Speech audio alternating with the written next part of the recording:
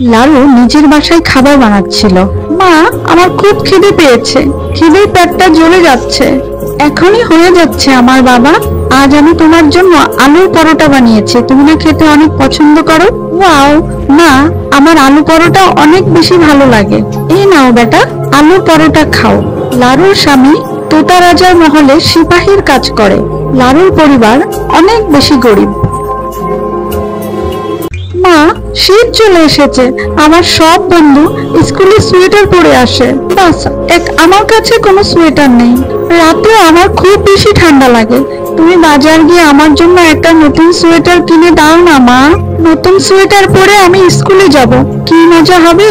টিনো, তোমার কাছে না আগে থেকেই একটা সোয়েটার আছে, সেটা কি হয়েছে? মা, ওই সোয়েটার তো অনেক জায়গা দিয়ে ছিঁড়ে গেছে, তাছাড়া সেটা ছোটও হয়ে গেছে। তুমি আমাকে একটা নতুন সোয়েটার কিনে দাও না মা। টিনো, আমার বাবা কিছুদিন অপেক্ষা করো। যখন তোমার বাবা স্যালারি পাবে তখন আমি নিজে বাজারে গিয়ে তোমার জন্য সুন্দর একটা সোয়েটার কিনে আনবো। তুমি প্রতি বছর একই কথা বলো মা, কিন্তু এবছর আমার নতুন সোয়েটার চাই, নয়তো আমি স্কুলে যাব না মা। এরকম করলে হবে না টিলু বাবা, আমি তোমাকে বলেছি না নতুন সোয়েটার কিনে দিব, কিছুদিন অপেক্ষা করো বাবা। আর শোনো, আমি তোমার পুরনো সোয়েটার ঠিক করে দিচ্ছি, নতুন সোয়েটার আসা পর্যন্ত তুমি এটাই পরো বাবা। লারু বাহিরে বাহিরে তো টিলুকে বোঝাচ্ছিল, কিন্তু মনে মনে সে খুব কষ্ট পাচ্ছিল, খুব উদাস ছিল। আমাকে মাফ করে দাও আমার আদরের টিলু, আমরা গরিব, সেই জন্য তোমাকে নতুন সোয়েটার কিনে দেওয়ার মতো টাকা আমার কাছে নেই। তখন কালু কাক লারুর বাসার ভিতরে চলে আসলো। আরে লারু, কি হয়েছে? তুমি এত চিন্তিত কেন? কিছু হয়নি কালু ভাইয়া, আপনি বলেন কেন এসেছেন?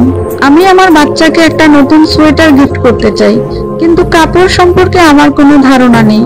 তুমি কি সোয়েটার কিনতে আমাকে সাহায্য করবে? বাচ্চাদের সোয়েটার কিনবো তো, বাচ্চাদের সোয়েটার সম্পর্কে আমার তেমন কোনো ধারণা নেই, তাই তোমাকে নিয়ে যেতে চাচ্ছিলাম। হ্যাঁ হ্যাঁ, কেন নয় কালু ভাইয়া, চলো চলো। লারু আর কালু কাক উড়ে উড়ে সোয়েটারের দোকানে চলে আসলো। ভাইয়া, এই সোয়েটারের দাম কত? শুধু 500 টাকা বোন, শেষ হয়ে যাওয়ার আগে আগে নিয়ে নাও। অনেক ভালো সোয়েটার কিন্তু কালু ভাইয়া, এই সোয়েটার অনেক ভালো, নিয়ে নাও। ভাইয়া, কিছু কমিয়ে রাখেন, আমি শুধু 300 টাকাই দিব। ঠিক আছে বোন, নিয়ে নাও। সোয়েটার কেনার পর তারা দুজনেই বাসার দিকে রওনা দিল।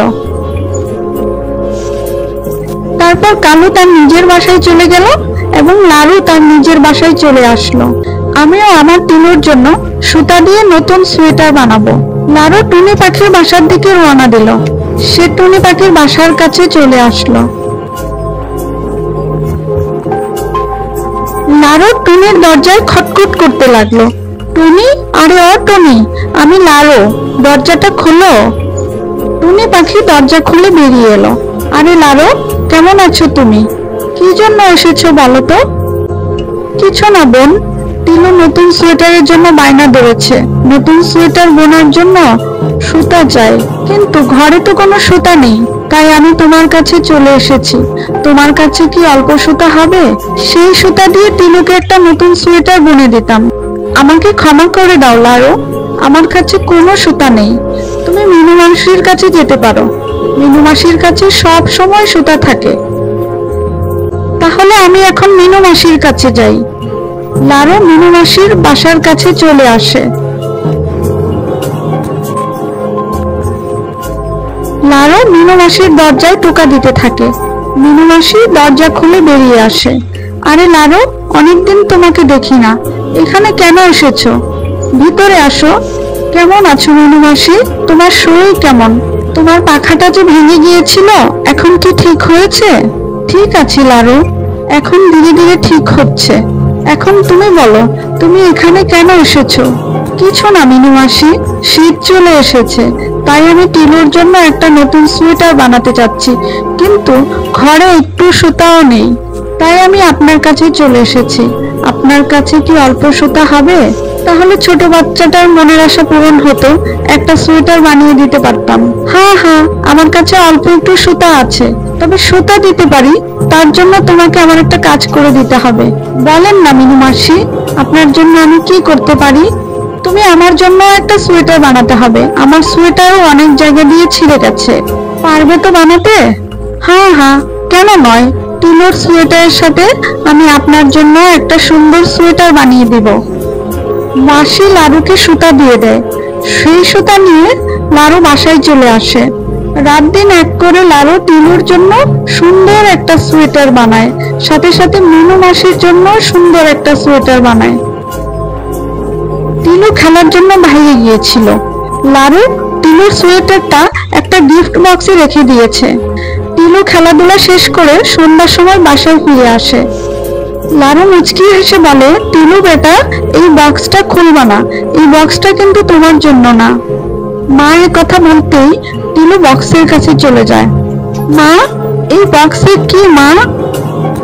আমি বলেছি না টিনু, এটা তোমার জন্য না। বলো না মা, এটার মধ্যে কি? আমি এই বক্সটা একটু খুলে দেখি। কত জিদ্দি ছেলে রে তুই টিনু, এটা তোর জন্যই, এটা তোর জন্যই বানিয়েছি। কি সত্যি মা? এটা কি আমার জন্যই? হ্যাঁ হ্যাঁ, এটা তোর জন্যই রে টিনু। এবার খুলতে দেখি। ওয়াও, নতুন সোয়েটার।